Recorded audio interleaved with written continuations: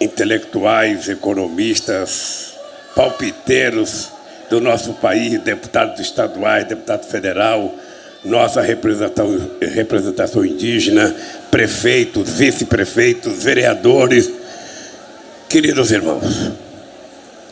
Quando a Bela Gil estava falando, ela estava falando da alimentação saudável, eu queria que você incluísse, Bela Gil, aonde puder no teu discurso, duas coisas que eu aprendi com Paulo Freire.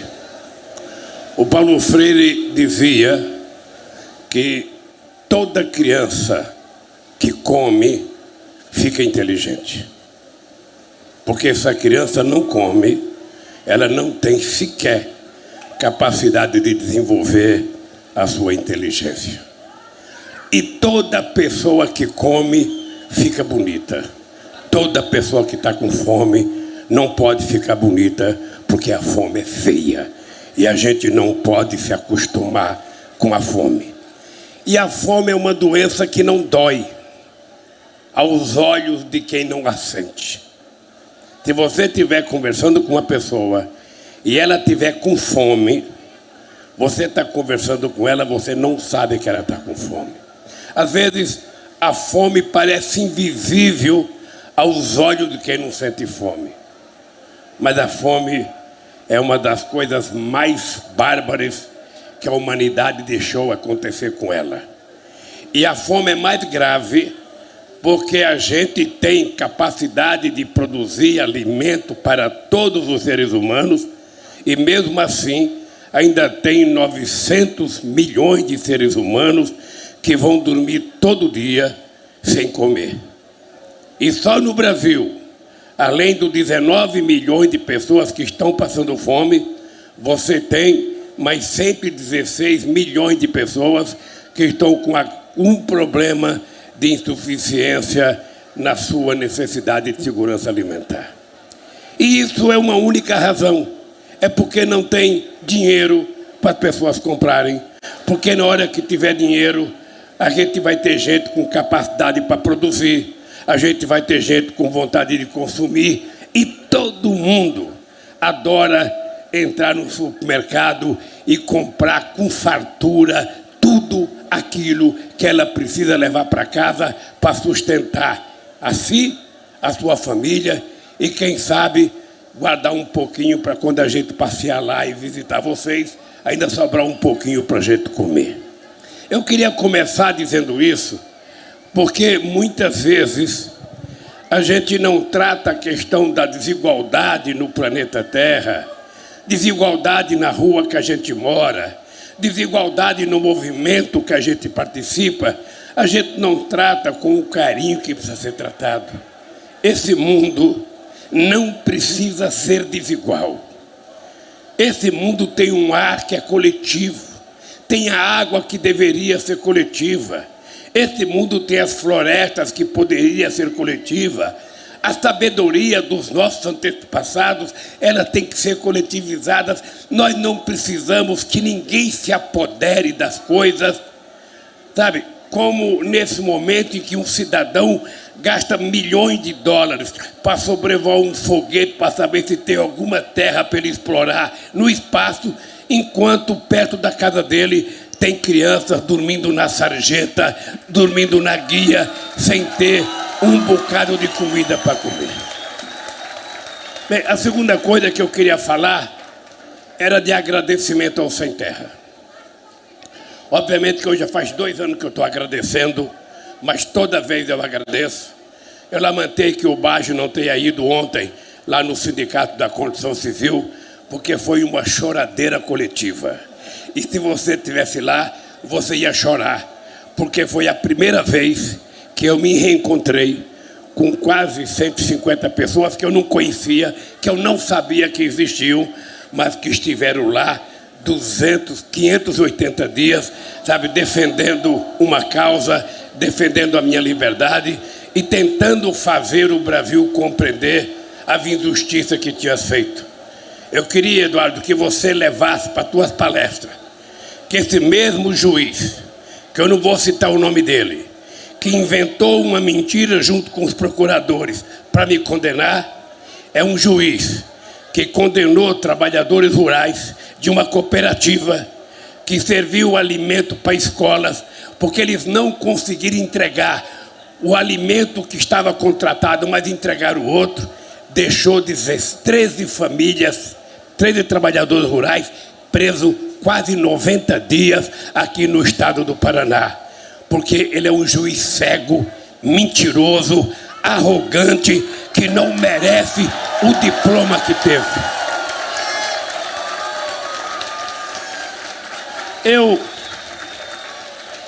Então eu quero dizer aos companheiros do Sem Terra que a minha gratidão, sabe? Porque a nossa relação é antiga. Para quem não estava nascido aí em 84, é importante vocês saberem que eu estava no Congresso de Fundação do Movimento Sem Terra, em Cascavel, em 1984. Então, a minha solidariedade ao Sem Terra é uma coisa que está na carne, que está no sangue, é quase que uma profissão de fé. E quando o João Pedro cobra, quando o João Pedro fala, e quando o João Pedro às vezes parece que está sendo duro comigo e com outras pessoas, eu posso dizer para vocês, quisera Deus que todo ser humano tivesse um companheiro da qualidade de João Pedro Stedley para te chamar a atenção quando você não está fazendo as coisas corretas. Então, ao Movimento Sem Terra, meus agradecimentos. Eu, quando cheguei aqui, eu fui num departamento ali, vi uma quantidade de fotos, uma quantidade de cartas, e eu estava de máscara, e de máscara é bom, porque a gente fica com vontade de chorar, a máscara encobre um pouco, e eu agora estou podendo falar para vocês sem chorar. Mas eu só queria dizer, Bajo, porque eu sei o herói que você foi na coordenação, não dito por alguém do Sem Terra, dito por todas as pessoas de Paraná, do Brasil inteiro, e gente que visitava aquele acampamento. As pessoas diziam, tem um cara de valor aí, que é um companheiro chamado Bajo, que é um dos responsáveis pelo sucesso e pela manutenção das pessoas. Bem, vocês não têm noção o quanto vocês lavavam a minha alma todo dia de manhã, quando eu escutava Bom Dia, Presidente Lula. Todo dia, 2 horas, quando eu escutava Boa Tarde, Presidente Lula. E todo dia, 7 horas da noite, 8 horas, quando vocês gritavam Boa Noite, Presidente Lula. É uma coisa, essas 3 palavras vão ficar na minha cabeça pro resto da vida, porque vocês não têm noção do gesto que vocês fizeram.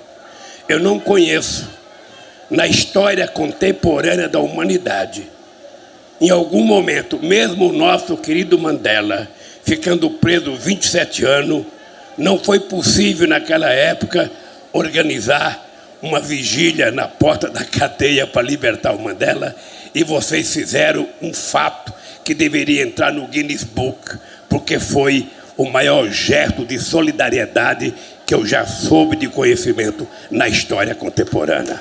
Parabéns, então, para vocês. A terceira coisa que eu queria falar para vocês é a entrada do Movimento Sem Terra no mercado de capitais. Porra! Quando via o Eduardo Moreira falar, eu estava preso quando eu recebia os pendrive com a fala dessas pessoas. Eu falava, que porra de cara esperto é esse? Eu nunca vi ninguém saber tanto. Eu falei, puta merda, vou contratar ele para ser meu assessor, porque vai ser sabido assim. Mas aí, quando o Pacífico inventou de levar a proposta de organizar a agroindústria e financiar, eu achei uma coisa extraordinária. Porque era a primeira vez, era a primeira tentativa, sabe? Não era fácil, ninguém não acreditava e ele conseguiu. Não tem problema, mas tudo começa com o primeiro passo. A caminhada que a gente faz, aquele muro da China, que é o único monumento da Terra visto da Lua, para começar aquilo teve um primeiro tijolo, uma primeira pedra, alguma coisa que fez. Então, Pacífico, meus parabéns pela ousadia revolucionária de tentar mostrar que acesso a dinheiro para investimento em setor produtivo não pode ser privilégio de rico, não pode ser privilégio de meia dúzia de pessoas, tem que ser um direito de todos. Dito isso, eu queria dizer a quarta coisa importante. Eu estou particularmente feliz por esse jovem, depois de muita teimosia, finalmente ter entrado no Partido dos Trabalhadores para fazer o seu quarto mandato, sabe, como governador. O Requião é aquela coisa, mais ou menos como o João Pedro Stedley. O Requião não precisa falar bem da gente para a gente gostar dele. O Requião não precisa falar bem do Lula para eu gostar dele. O Requião me faz gostar dele pelo gesto. Eu lembro que nesse estado aqui, Requião, você não contou, mas teve um momento em que a justiça deliberou você mandar desapropriar, sabe, fazendas, e você não mandou a polícia desapropriar para não tirar os sem terra das suas áreas, e muita gente dirá qualquer outro assentamento. Essas atitudes, na verdade, é que faz a diferença entre as pessoas. Agora, vocês viram que espertamente o companheiro João Pedro já alinhavou aqui um programa de governo. Ele já deu as dicas do programa de governo. E eu queria tocar num assunto importante. Queria que vocês ouvissem bem. Para que a gente... Eu agora tenho uma assessora para me servir água. Nós somos casados com comunhão de águas. Eu queria que vocês ouvissem bem uma coisa que eu vou falar, porque aqui tem 3 deputados federais, aqui tem deputados estaduais. É importante lembrar que não basta eleger só o Requião governador, não basta apenas eleger o Lula presidente da República, se a gente não mudar a qualidade dos deputados que estão eleitos e se a gente não mudar a qualidade dos senadores. Eu posso dizer para vocês uma coisa com a minha experiência de 50 anos de vida política. O Congresso Nacional Brasileiro nunca esteve tão deformado como ele está agora. Ele nunca esteve tão antipovo como ele está agora. Ele nunca esteve tão submisso aos interesses antinacionais como eles estão agora. Esse Congresso é um Congresso, talvez o pior Congresso que nós já tivemos na história do Brasil. E quero dizer mais para vocês.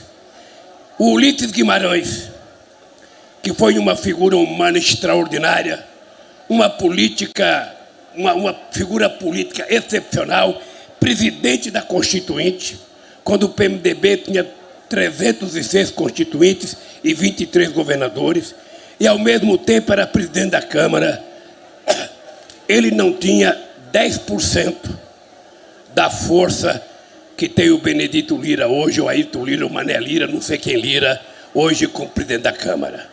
Eles criaram uma coisa chamada orçamento secreto, que é um orçamento lesa-pátria, porque é um orçamento em que os deputados começam a governar o país ao invés do governo governar. E eles ontem anunciaram, e já anunciaram uma comissão que vai criar o semipresidencialismo. Ou seja, eles não conseguiram aprovar o parlamentarismo com 2 plebiscitos que foi feito nesse país. Eles então vão tentar fazer uma mudança na Constituição para criar o semipresidencialismo. Ou seja, vocês elegem um presidente, vocês pensam que o presidente vai governar, mas quem vai governar é a Câmara, através do presidente e dos deputados, com um orçamento secreto para comprar os votos dos deputados, para fazer todas as desgraceiras que eles estão fazendo. Vocês não têm noção o que foi o processo de destruição que esse país foi submetido depois do golpe contra a companheira Dilma Rousseff. Vocês não têm noção. Vocês não têm noção do que foi a destruição da Petrobras. Vocês não têm noção, porque muitas vezes a imprensa não diz a verdade. A imprensa gosta de dar manchete quando a manchete é contra o Sem Terra, quando a manchete é contra o Lula, quando a manchete é favorável aos interesses do grande capital e do sistema financeiro. Mas eu vou dizer uma coisa para vocês. A BR era uma empresa excepcional. Todo mundo aqui conhecia a BR. Pois bem, eles destruíram a BR, fatiaram a BR. E sabe o que está acontecendo no Brasil hoje? Nós temos 392 empresas importando gasolina dos Estados Unidos. Quando a gente é autossuficiente na Petrobras, quando a gente, depois do pré-sal, a gente tem gasolina suficiente, o que não temos é refino. Porque nós estávamos fazendo uma refinaria no Maranhão, uma outra refinaria no Ceará, e eles pararam de fazer as refinarias. E se quiser fazer uma nova hoje, Eduardo, vai demorar pelo menos de 5 a 7 anos para fazer uma nova refinaria. Enquanto isso, a gente está pagando gasolina em dólar, quando a gente recebe um salário em real, quando os trabalhadores da Petrobras recebem em real, quando as plataformas são fabricadas com real. Então, não tem nenhum sentido. E eu fiquei sabendo esse dia, João Pedro, que 9 diretores da Petrobras, inclusive o almirante, que é presidente, vão receber 13 milhões repartidos entre os 9 de bônus. Ou seja, então a Petrobras ela está tendo lucro exorbitante, não para investir em tecnologia, não para investir em autossuficiência. Ela está tendo um lucro extraordinário para dividir entre os acionistas, sobretudo os acionistas americanos, em detrimento da miséria e da estagnação do crescimento econômico desse país e da miséria do povo brasileiro. Depois, nós temos a tentativa, Rick, eu não sei se você acompanhou o processo de tentativa de privatização da Eletrobras. Os deputados precisam aprender uma lição, ô Zeca, Gleice. Os deputados não podem deixar o Tribunal de Contas fazer o que ele quer. O Tribunal de Contas é um órgão auxiliar da Câmara dos Deputados, é um órgão auxiliar do Parlamento. Eles decidiram autorizar vender a Eletrobras a preço de nada.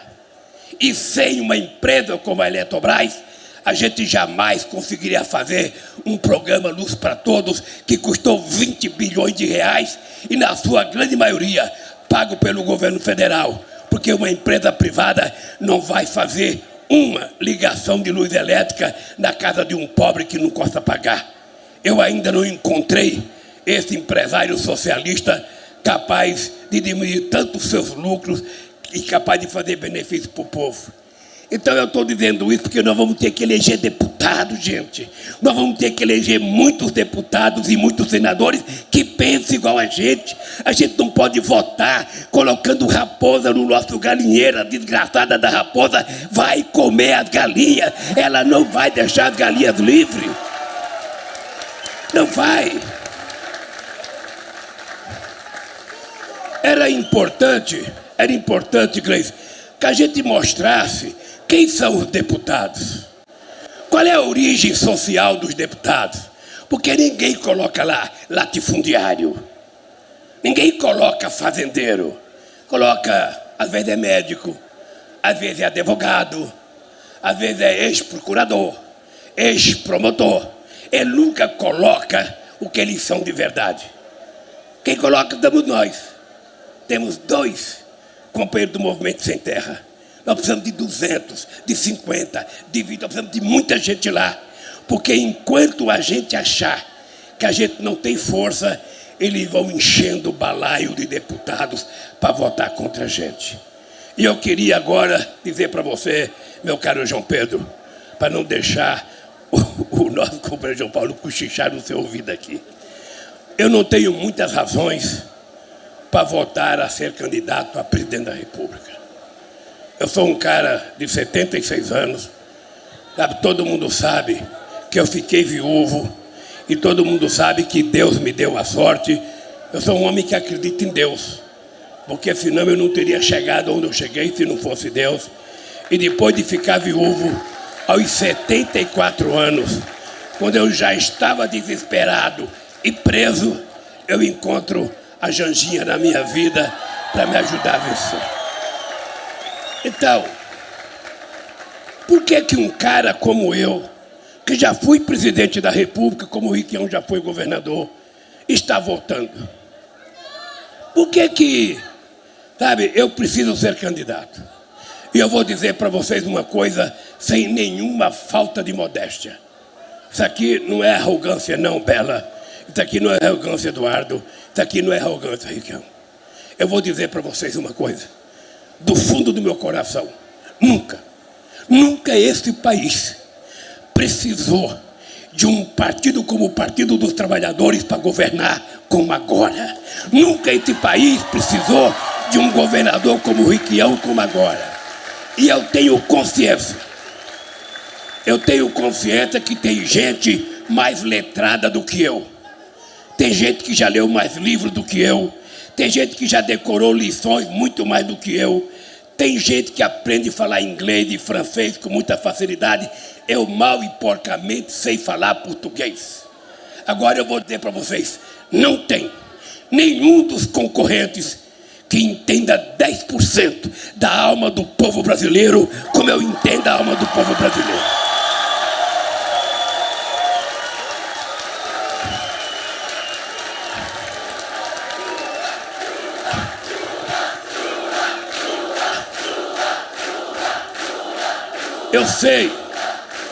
Eu sei o que é o chão de fábrica. Eu sei o que é ficar desempregado. Eu sei o que é ficar sentado numa mesa sem ter um bocado de feijão ou arroz para comer. Eu sei o que é levantar de manhã e não ter café para tomar. Eu sei o que é, às vezes, não ter nem manteiga para passar no pão. Eu sei o que é morar em rua que entra 1,5 metro de água dentro de casa e você levantar meia-noite para espantar rato e barata que estão saindo pelo vaso sanitário. Eu sei o que é perder tudo que você tem, até colchão de capim, a gente perdia. Eu sei o que é no dia seguinte tirar 1,5 pau de lama, com sanguessuga subindo nas suas canelas e você tendo que comprar pinga de péssima qualidade para matar os sanguessuga e também tomar um pouco, porque ninguém aguenta. Você tirar aquelas lamas, você tirar a lesma do seu pé e quando estava tudo limpinho, o João Pedro dava outra chuva e enchia tudo outra vez. Eu ficava pensando, porra, não é possível. Um cara que foi batizado, um cara que foi crismado, um cara que foi coroinha, um cara que a dona Lindu queria que fosse católico, um cara que acredita tanto em Deus, é possível acontecer isso comigo? E não foi uma vez, foram muitas vezes. Eu lembro que uma vez a gente mudou de casa porque na outra vila não enchia. No primeiro ano, 1,5 metro de água entrou dentro da minha casa. Sabe? E eu sei o que é dormir na calçada, só de short, batendo queijo. Nenhum deles sabe. Nenhum deles nunca passou isso. Eu não sei como é que uma figura grotesca, não sei como é que uma figura, sabe, como o Moro se meta a ser candidato a presidente da República. O que ele entende de povo? O que ele entende de pobreza? O que ele entende do mundo do trabalho? O que ele entende da exploração do povo? Nada. Nada. Ele mal e porcamente aprendeu a ler e decorar o Código Penal. Mesmo nos meus processos, ele mentiu. Porque ele não teve como me condenar. Então, gente, eu quero votar, João Pedro, porque eu quero provar a mim mesmo que eu poderia ter feito muito mais quando eu governei. E te confesso que eu não fiz, porque muitas vezes a gente não sabia como fazer e muitas vezes a gente não tinha uma correlação de força favorável para fazer. As pessoas falam, mas o Lula votou mais zangado, o Lula está mais nervoso, o Lula está raivoso. Não, eu estou mais calmo. Um cara que aos 76 anos de idade arruma uma namorada que eu arrumei, não tem razão de estar nervoso. Um cara que é condenado a 14 anos de cadeia e trancafiado na Polícia Federal e tem a solidariedade que eu tive de vocês, do povo brasileiro, do povo estrangeiro. Por que eu tenho que ter raiva? Um cara que foi preso e cresceu 16 pontos na pesquisa. Eles sabiam que eu ganhava as eleições dentro da cadeia. Essa gente, me desculpem, essa gente não está preparada para cuidar desse país. Porque cuidar desse país, a primeira coisa que nós temos que fazer é entender como é que vivem as pessoas. Entender a alma de cada um quando está desempregado. Porque na vida da gente, quando está tudo bem, é maravilhoso. Mas quando as coisas estão ruins, às vezes as pessoas desaprenderam a ser solidárias. As pessoas foram perdendo fraternidade. As pessoas foram perdendo sensibilidade. O humanismo está perdendo para o algoritmo. O humanismo, sabe, nós que temos alma, pensamento, sentimento, nós que deveríamos ter, sabe, só afeto, nós estamos perdendo para os algoritmos. Nós temos uma fábrica de mentira nesse país, contando mentira todo dia, 24 horas por dia. O Bolsonaro conta 7 mentiras todo santo dia. Ele levanta para contar mentira. E quando não está contando mentira, está fazendo desgraça, vendendo o país, quebrando o país. Esse cara não visitou uma família que morreu de Covid.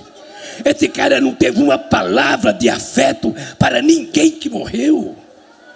Esse cara desrespeitou a ciência. Esse cara montou a verdadeira quadrilha no Ministério da Saúde com o Pazuello para comprar vacina, mesmo negando a vacina. E o que a gente está esperando? Então, companheiro, eu poderia estar pensando em fazer outra coisa. Mas eu vou dizer para vocês uma coisa. A minha fé em Deus é tanta de que a gente pode mudar esse país, que nós vamos mudar esse país.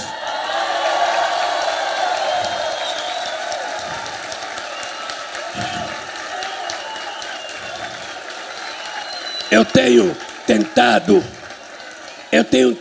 simplificar, porque em política econômica a gente não fica discutindo muita coisa, porque você não pode dizer tudo o que você vai fazer.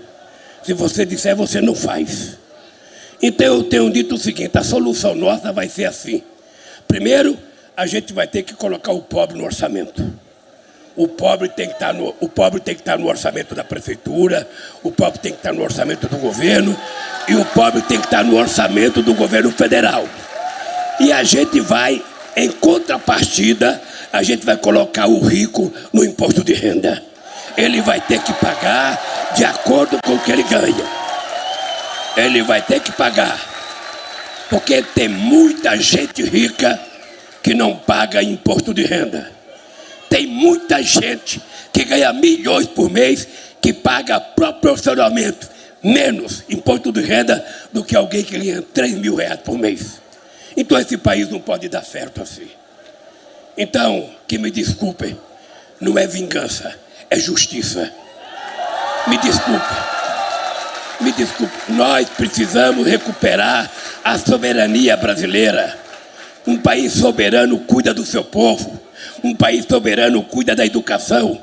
Um país soberano cuida da saúde. Um país soberano, o governo decide tomar conta das suas fronteiras, das suas riquezas minerais, das suas florestas, das suas águas, dos seus alimentos. Um governo soberano é aquele que cuida do seu povo em primeiro lugar e depois fica quieto ou vai tentar ajudar os outros que precisam mais do que ele.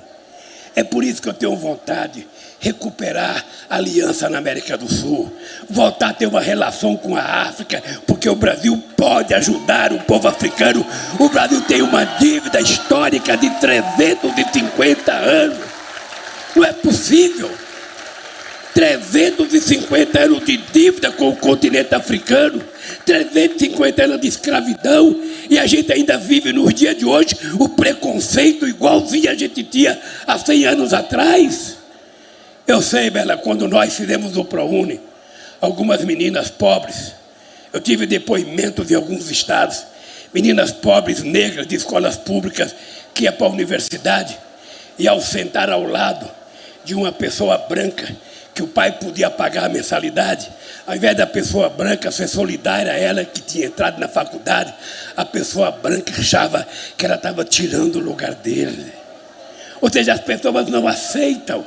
As pessoas não aceitam que uma filha de uma empregada doméstica possa ser médica, possa ser diplomata, possa ser engenheira. Eu não quero tirar o lugar de ninguém.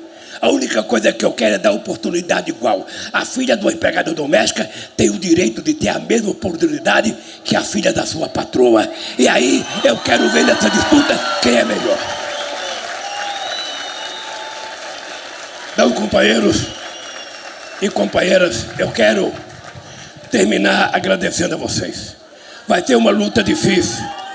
Vai ter uma luta difícil. Não será uma luta fácil, João Pedro. Nós estamos lutando contra o que tem de pior na política brasileira. Nós estamos brigando contra pessoas com pensamentos fascistas, contra pessoas com milicianos. Aliás, quando eu vinha para cá, João Paulo, tinha lá uns 30 companheiros com as motocicletas na nossa frente. Eu falei, eis a minha motociata aí. A minha motociata, sabe? Então, companheiro, é o seguinte, nós precisamos, Eduardo, nós temos que consertar o país. Nós temos que consertar. Eu não tenho nenhum problema de fazer o que tiver que fazer. Vou fazer o que tiver que fazer para que a gente possa mudar. Agora, durante as eleições, eu vou pedir voto para deputado. Eu vou pedir voto para deputado. Vocês tratem de lançar candidato a deputados, porque nós precisamos de pelo menos uma metade de deputados bons, porque senão a gente não consegue aprovar, a gente não consegue fazer as coisas. E vocês não sabem a sede que eu estou de fazer.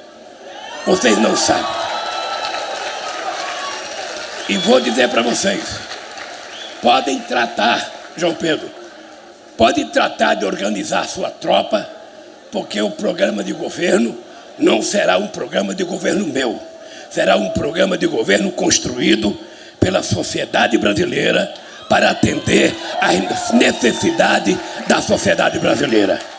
E por isso, eu tenho certeza que no dia 2 de outubro, o povo vai dar um golpe no fascismo. O povo vai dar um golpe, sabe, nesses milicianos, e a gente vai restabelecer a democracia e o prazer pela vida nesse país. A gente vai voltar a falar de amor, a gente vai voltar a falar de solidariedade, a gente vai voltar a falar de fraternidade, a gente vai fazer distribuição de livros e vamos acabar com essa venda de armas que só interessa a fascista nesse país. As crianças não precisam aprender a atirar. As crianças precisam aprender a estudar como aprendem aqui nas escolas do Movimento Sem Terra e dos assentamentos. Portanto, companheiros e companheiras, eu sozinho valho muito pouco, mas junto com vocês nós seremos invencíveis. Um beijo no coração de cada companheiro e de cada companheiro. E até outro dia, se Deus quiser.